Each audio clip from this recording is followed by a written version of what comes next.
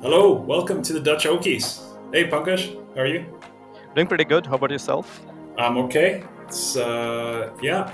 Well, Pankaj, we were gonna talk about consciousness today, Yes. and one of our favorite topics related to religion and many other things. Actually, kind of a foundation of some of our other conversations. Um, and I want to make this conversation as approachable as possible for listeners out there, so we can have a good discussion and comments from our audience.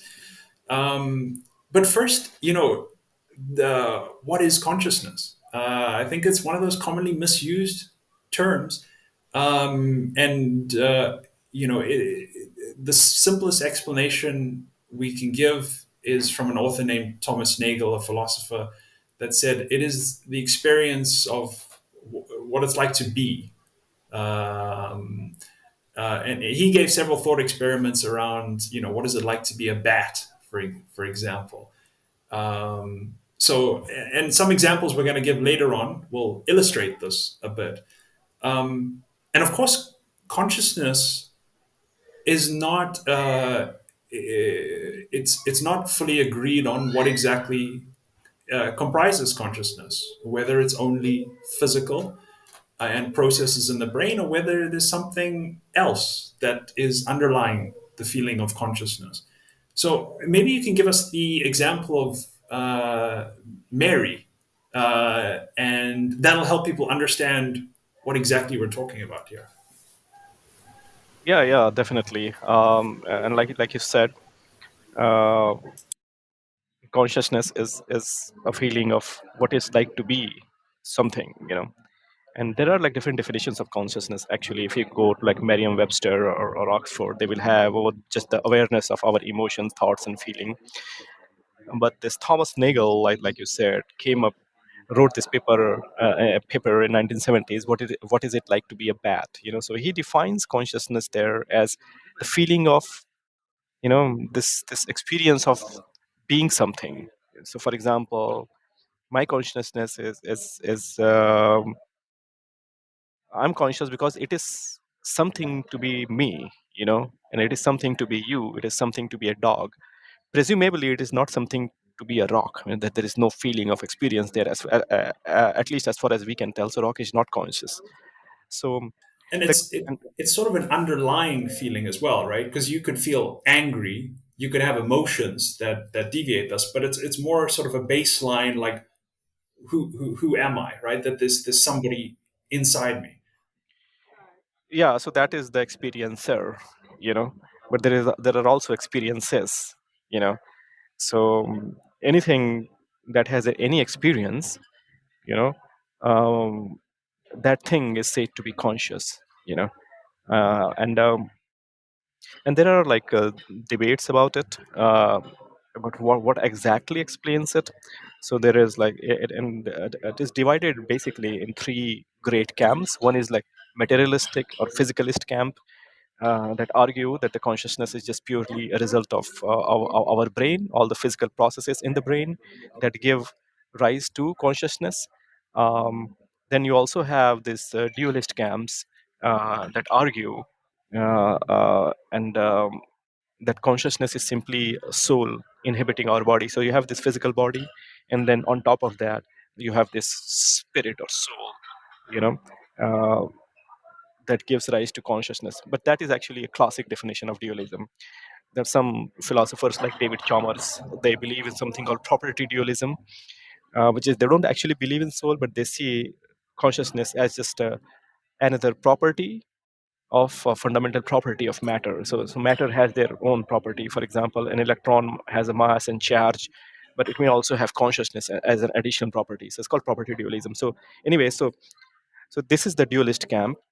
They see consciousness as something separate from other properties or physical body. And then the third camp is panpsychist. Panpsychists believe every single thing is conscious at some level. So even electron and molecules, you know, they themselves are conscious, and it is the fundamental base of reality. I mean, reality, in a way, emerges from consciousness. Um, and Yeah, so the and so these are the basically three camps, and I want to expand a little more on panpsychism. So they also say like um, every single fundamental thing, for example, electron might be conscious, but their consciousness is a different from human consciousness in the sense that they are very simple particles. So it's through their interaction as they build more and more complex structures, the more and more complex consciousness emerges from it. You know, so just to illustrate that, like maybe to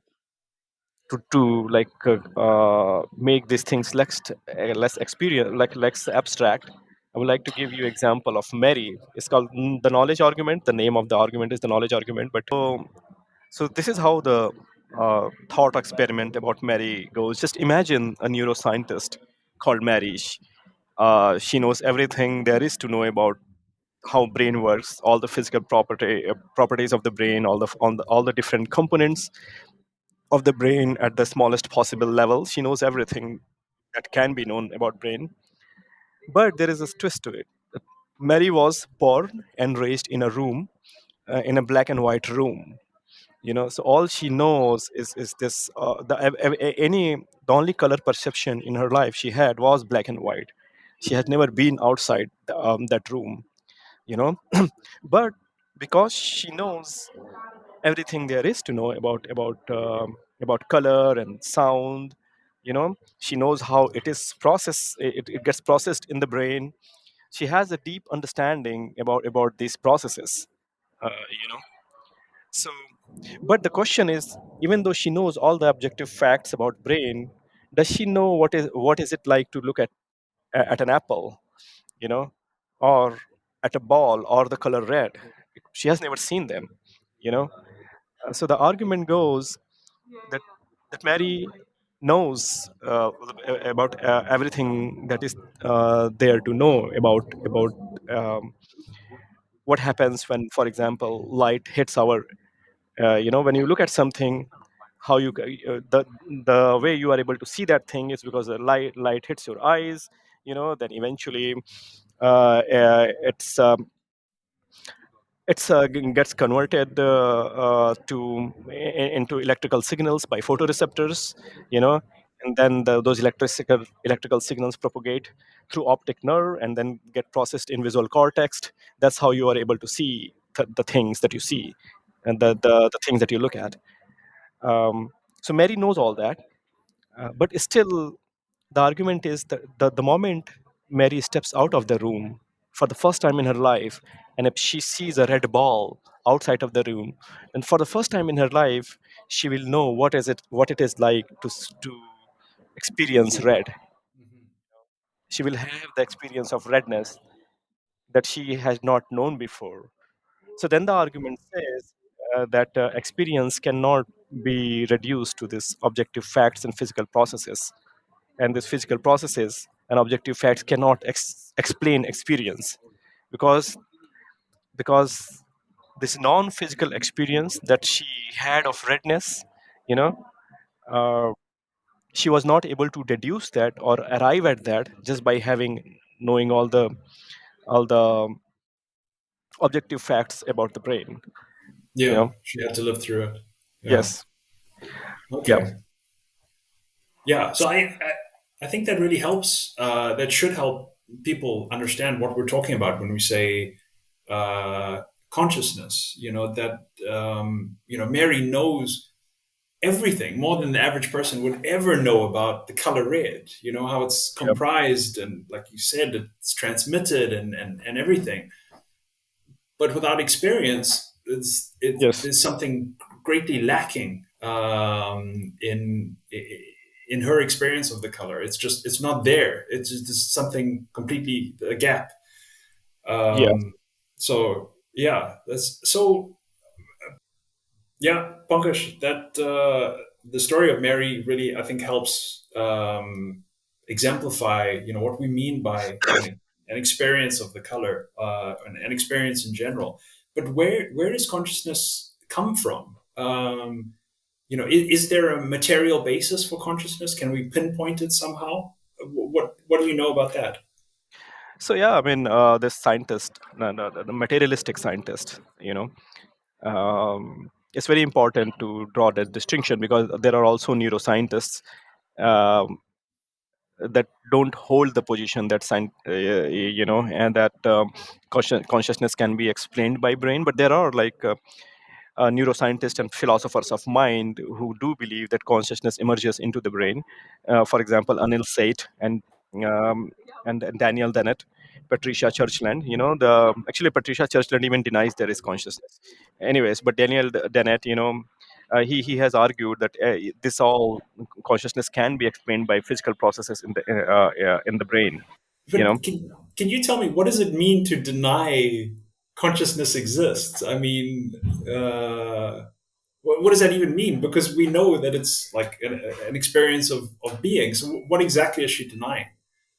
she's denying because there is no phenomena like consciousness that emerges from the brain, according to Nothing uh, measurable. yeah. I don't know if you can measure consciousness actually. Well, there are some theories like integrated information theory that actually do predict the measure for consciousness. But anyway, Ah, that falls into panpsychist camp. But she's saying, so the neuroscientists who deny consciousness, they basically just believe that our brain is just simulating different experiences. It's just processing different brain states, and that brain state we perceive as consciousness. So yeah, so there is one thing, important thing, what I want to point out. The neither materialist nor dualist or or other non-materialist like panpsychists, they are not saying that consciousness is some kind of gas or some byproduct of the brain. They are saying those brain states are consciousness. You know, okay, it's not like different electrical signal that generated that we know as conscious. No, it's just different brain state is consciousness. You know, so okay, now Daniel Dennett or Patricia Churchland, they will say, yeah, it's just there is nothing. It's just brain processing different information, and those brain states are somehow is identical to consciousness. um, but then again, that there is explanatory gap, right? Because okay, I'll give you a very simple example why this is a bit counterintuitive to assume that the brain state is consciousness. Just imagine, when you look at something, then the light hits your, you know then light enters your pupil, it's hits your retina, and then there are like photoreceptor cells that convert that to electrical signal that is goes to your brain. So this is the process, right? This is the process of seeing. But consciousness is not just reducible to through that process. you know Consciousness is like, it feels to be something. So when you say consciousness is basically a process like that, and the interaction of different process, then what you are truly saying is it feels like something to be that process. you know so yeah, yes, so I think that's the explanatory gap, that you still have this first person perspective, you know of experiences that this materialism does not really explain. But then Daniel Dennett or philosophers of mind, they will argue, um, and other neuroscientists, they will argue that, oh, we just need science will advance to a point in some far future where we should be able to explain everything, we will be able to explain everything. you know but then, David Chalmers, for example, he coined this phrase, hard problem of consciousness. So yeah, I don't think we talked about hard problem of consciousness and easy problem of consciousness yet in the video, which is very popular terminologies used in the science of consciousness. So basically, easy problem of consciousness, which is by no means easy, but they call it easy, is comparatively easier than hard problem. But what easy problem of consciousness is basically identifying what neuronal activities or different part of the brain are involved in different things. For example, vision, sound, emotions, processing of information, memory, attention. We have not mapped out at a neuronal level, at the level of each neurons yet. But the way when we do it, when we solve it, and it might be 100 years before we solve this problem, uh, that will give us an understanding of brain states. But if it has not been solved yet, but in principle, there is no like uh, there is no hindrance to solving it. It is principally solvable, you know. So we Okay. can, if all I mean, we can just, I mean, as the science progresses, at some point we will analyze and figure out how what neurons and different part of the brain involved in which activity, and there is no hindrance to. In principally, it is not unsolvable. So that is easy problem. It's by no means easy. It's still very. We have a long way to go to figure all that out. So, but we don't see an impossible gap, to be able to solve it. Hard problem on of consciousness, on the other hand, it's like any solution to easy problem, how would that still you know give rise to experiences, to a feeling of being something? But because like we just discussed a few minutes ago, like even this process of vision, when you talk about consciousness, what you're saying is it is like to be that process. It is something to be like, be to be that process, or experiencing the process itself, you know and if you're reducing consciousness to different brain states, like a brain states are consciousness, what you're truly saying is that experience is experiencing itself.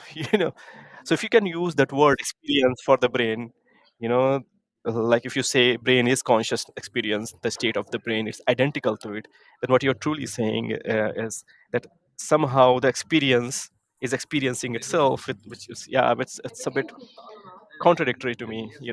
um, so that's materialism in a nutshell. um, yeah, then you have dualism.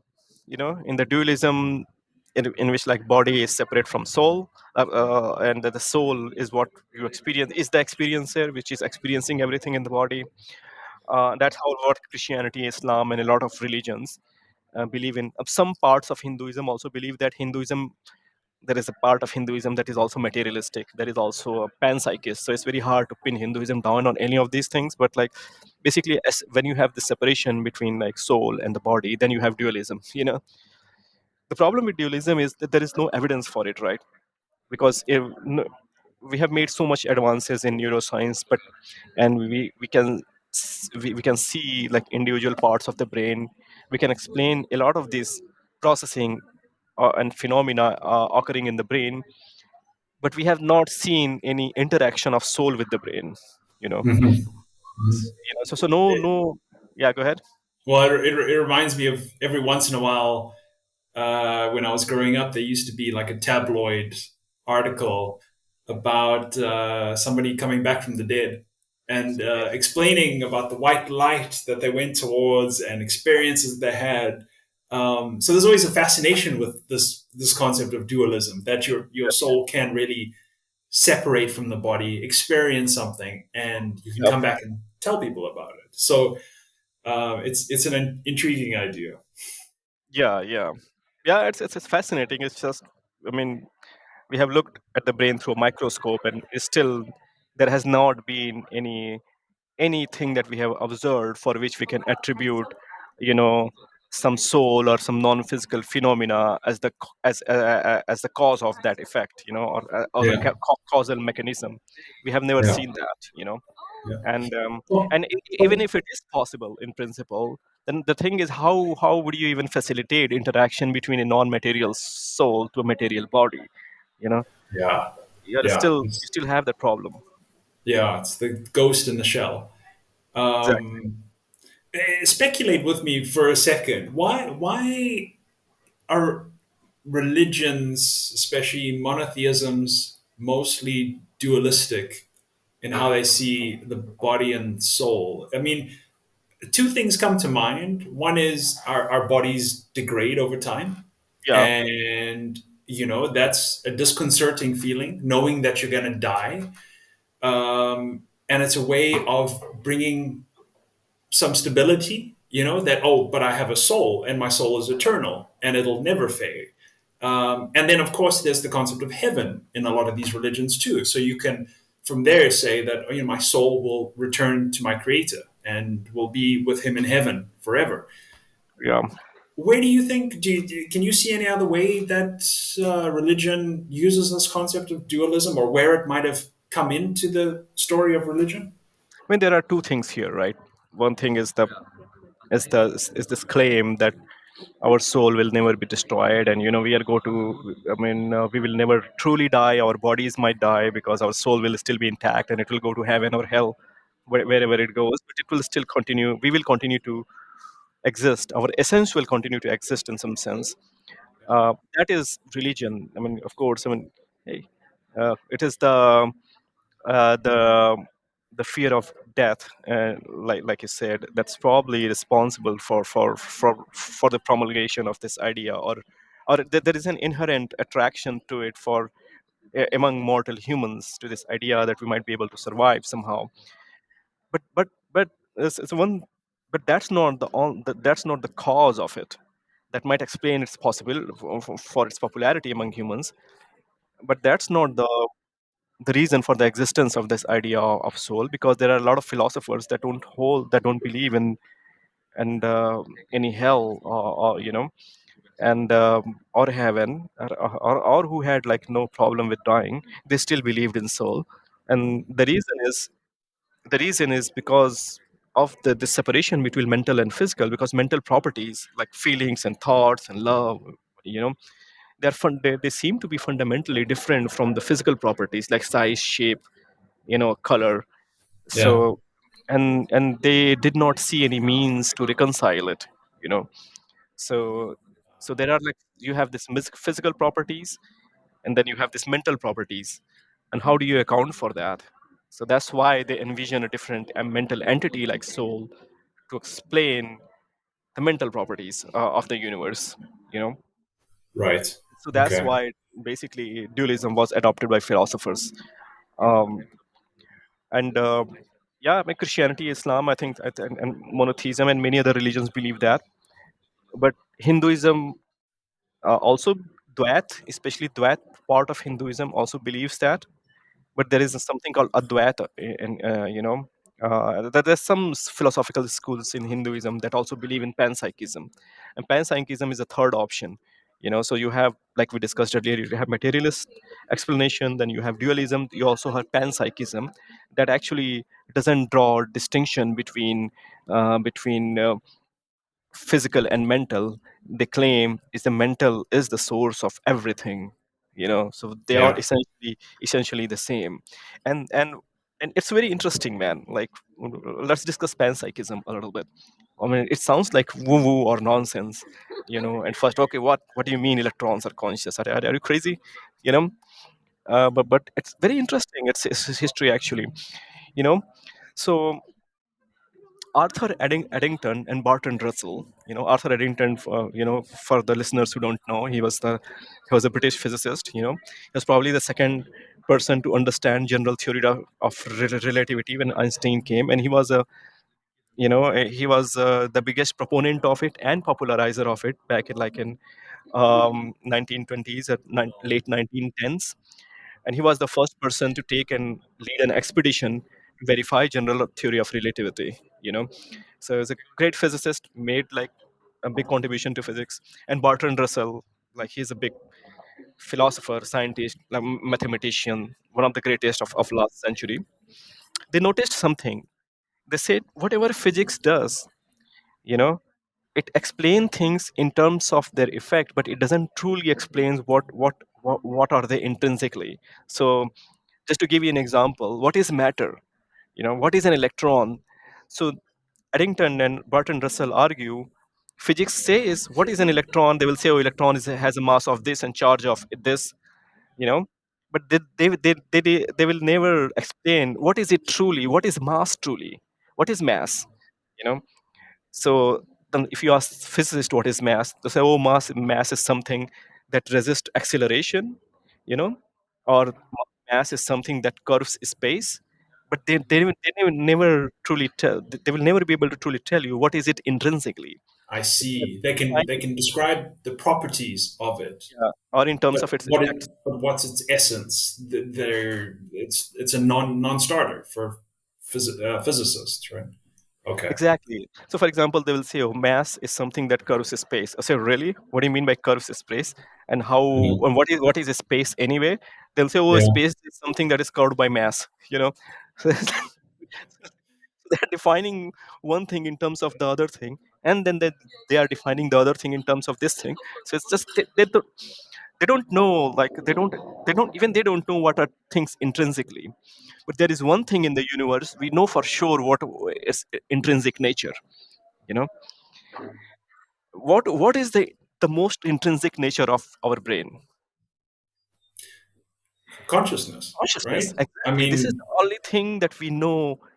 We know the intrinsic nature of just one thing in the universe, that is our brain, and you cannot get more intrinsic than consciousness. that to me, that is such a fascinating observation that people should really sit with that for a few days, because Exactly.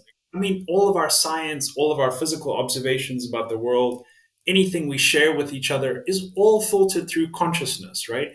Yes. Now, we line up a lot of our consciousnesses and agree on certain physical laws, and we can apply them, and we can agree on certain truths, but it's all through the filter of consciousnesses that's happening, which, I mean, Exactly.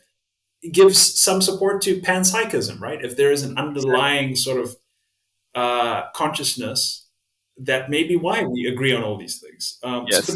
that's a really fascinating insight, Pankaj. Yeah. Yes. Yes. Then Arthur Eddington, what he said, okay, we don't know what are the internal, you know, intrinsic nature of matter is, but we know one intrinsic nature, at least one intrinsic property of some matter called brain, and that is consciousness. And there was this big hole, you know, when it comes to intrinsic nature of matter. So he filled that hole with consciousness. He said that's consciousness. Consciousness is at the fundamental, like, intrinsic property of matter. You have this charge on an electron because of consciousness. It's probably is a different kind of consciousness. That's why it has this charge and not the different charge. And that's how you can explain different fundamental property or fundamental particles. And their experiences may be again very simple. Like, I'm not saying electron is just thinking and feeling like us. you know so no, no, no, no. They are just very simpler form of consciousness, far simpler. you know and so now that lends a strong, if you believe that line of reasoning, then that lends a very strong support to panpsychism. And you know what, man? Advait Vedanta in Hinduism, that's what it says, that everything is the same, and at the bottom of reality everything is just conscious. you know so these religious traditions are not so stupid, actually. So before we scoff at these ideas of religions spinning all these stories, take them Yeah. seriously. Yeah, absolutely.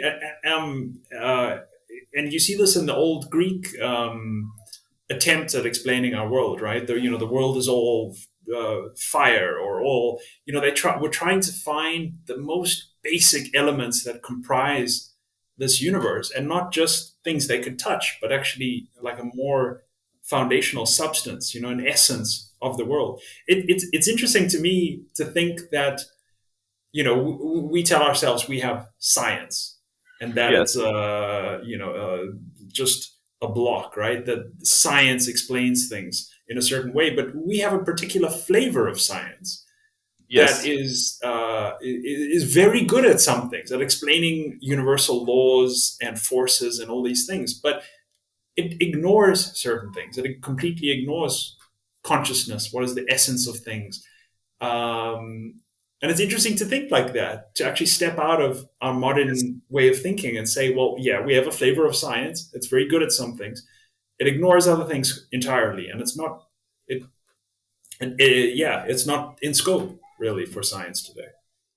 And that's why you need philosophers, right? Because Yeah. scientists only relies on evidence and measuring things and analyzing things. But if there are unmeasurable things in the universe, you know, that defies physical explanations, then you need philosophers to think about that. And I mean, if there are these non-physical properties in the universe, you will never get there with physical sciences. And we have no reason to believe, at least scientists cannot give any proof to us, conclusive proof, that there are no non-physical properties in the universe. How can they Hmm. prove that? you know Hmm. we'll never Yeah. be able to prove that. It's impossible. Yeah. So yeah, that's why I think we need, and it falls into the realm of metaphysics, right? Questions about beyond physics. And I feel like we really need a paradigm shift in science. Take this bold step to be able to imagine, build something like Roger Penrose. who doesn't scoff. He's a Nobel Prize winning physicist. He doesn't scoff at this idea of you know consciousness, you know, being a separate entity that cannot be analyzable through physical Yeah. sciences. I mean, Yeah. I don't think he believes that, but at the same time, he doesn't laugh at these things. He has a very open mind about different philosophical ideas. Yeah. So It's worthy of inspection at least. exactly. Uh, don't you think it's more important with the advent of serious AI Yes. and you know it, I'm in two minds about it because I'm somewhat skeptical of how far AI can go because we simply, like we're discussing in this conversation, we simply don't understand our No. own consciousness and our own minds, and we're trying to program an intelligence. We only know one type of intelligence that's based on consciousness that can do what we do. We can't invent an intelligence outside of our own. That's impossible. And for example, preparing for this and reading about Mary's story or thought experiment, I was thinking to myself, how many great books there are, and they're all printed in black and white. They're the same language. We read them. None of us get the same message out of a Yeah. book. It gets filtered through our consciousness, our personal experiences. You could say the same about color. Mary sees the red ball. She has no association with red yet, right? But you and I see red. We think of different things. We think about childhood memories. We think about eating an apple. We think about all these things, and they're totally different, right? Those associations. How do you create AI that lives up to human consciousness? Is it possible? And can AI become conscious? Yeah, that's the thing. We will probably never know. I mean, we cannot be sure of anything but our consciousness. Perhaps you are the only consciousness there is, and everybody else in this world is a zombie. How do you know that? So the thing is, we will probably never really understand if the AI is conscious or ChatGPT is conscious, or if an advanced version of this ChatGPT will be conscious. Is because we don't really truly understand how consciousness. We truly don't understand the nature of consciousness itself. So uh, it's a very hard problem. It's a very I don't know the solution to it. I think and if they are if computers someday or robots do become conscious, living and breathing and feeling entities, then it's serious. There are serious moral consequences to that. When it comes to our treatment to them. Should they have fundamental rights? You know, as well as humans. Not only this, even if we can somehow even if we can get convinced, I don't know how that would be that but let's assume, for example, that yeah, these machines are consciousness. Their consciousness with nothing will not be anything like human consciousness. you know so the things that we think are fair to humans may not be fair to them. So so yeah, I'm not sure. I don't think there is any proof of consciousness yet. I mean, if we go by, there's a theory called integrated information theory about consciousness, which says that the consciousness is the result of integration of information. You know, so for example, humans are feel conscious because in our brain there is a very high level of integration of information happening. For example, auditory information and the vision and the sensory information of touch and all that, and this integration is giving rise to the conscious experience. Uh, so if that theory turns out to be true, which it might be, when nobody has refuted it yet, uh, and then maybe integration of information in computer systems somehow in future might uh, give rise to some computer consciousness, when there you cannot deny that. If and so then yeah, but the thing is, we'll truly still won't know. You know. Yeah, yeah. So then, I mean, that almost admits that some things are more conscious than others, right? Because there's Yes, more yes, information processing happening, so more exactly. consciousness, right? More. I Yes. mean, it's hard to even grapple with that, right? What is more and less conscious? I mean, we my instinct is to think of it as zero or one. Either there is Yeah. consciousness or not, but instinct is not always helpful when it comes to consciousness. So my instinct on this is not zero and one. I just believe like there is like levels of consciousness. So the more information, the more complex the system, and the more complex integration of information you have, the more conscious experience we have. Just so for example, let's think of a blind person. You know, the person who are congenital blind, who have never had eyes. You know, so their conscious experience, when they will think, feel, and react like humans at the same, but the color is missing from their eyes. So it's less complex. I mean, their world is a bit simpler. It's just dark. I'm not talking about their life. Their life will be miserable, but I'm talking about their conscious experience. This color dimension, this vision is missing from them. Now you reduce blind and deaf. You know, so now that's different altogether. Now they have even less information. So I personally believe this gradation of consciousness keeps going down and down and down and down without never really turning off down to the fundamental particle. That's my intuition about it. So I'm in some sense I'm panpsychist as well. You know, I mean, so yeah. So one thing about I would like to say about integrated information theory. What it says is consciousness is integration of information, but in a system. I mean, a system can have subsystems. For example, just imagine a river. River is a system, this collection of different atoms and molecules of water, but it has to be the most integrated information. The most integrated information unit in a system is conscious. So river may not be conscious as a whole, because most integrated information may be individual molecules. They are most tightly integrated in a river, the water molecules.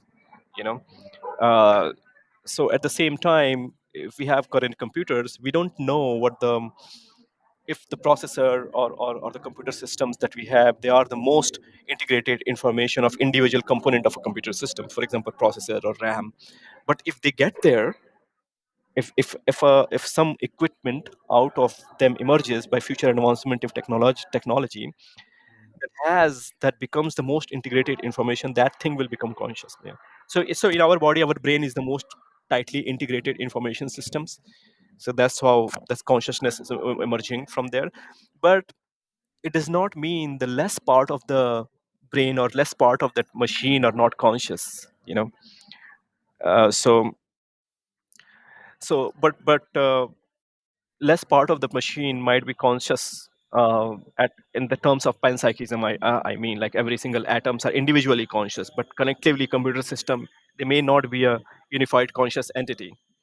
But like I said, Ah, we'll never really know it. If the other things are. yeah, yeah, yeah. I mean, you start to wonder: are there multiple levels of consciousness that you could have some kind of like hierarchy of them that all Yes. together form one, and below that, different groupings of consciousness are aware of themselves, in the collective. But it's Man, yeah, but I mean, so right now we are thinking of consciousness below us, right? Like below humans, there are individual atoms and molecules that might themselves be conscious, and somehow that consciousness is unified in our brain. We have this consciousness, but you can go up as well. The yeah, implications of that, like integrated information theory or some other panpsychist theories, is that there may be like humans are integrated in the solar system. So maybe perhaps solar system or our galaxy or maybe even the whole universe is conscious. If somehow different consciousness is integrating into this massive whole. you know so yeah, there are that's why I think you have these different religious philosophies. yeah, yeah, Like Advait Vedanta, they just believe everyone is one because we all are just one part of one big consciousness. So yeah, they separate between individuals and the universe. They call it ego in Hinduism. Ego is like the separation of yourself from rest of the universe. Uh, it's fascinating, man, if you think about it. And there are some moral and ethical consequences of that as well. You know. yeah, yeah. Um, Okay. Um, Yeah, Pankaj, we should pick this up another time because consciousness is endlessly fascinating and relates to religion and other topics, like I said at the beginning, that we're interested in. But maybe let's leave it there and pick this up again. Thanks Yeah, for thanks for the good conversation. Please like and subscribe and comment. Most important of all, let us know what you think and tell us what you want to hear about. And for now, this has been the Dutch Okies. bye bye. Bye.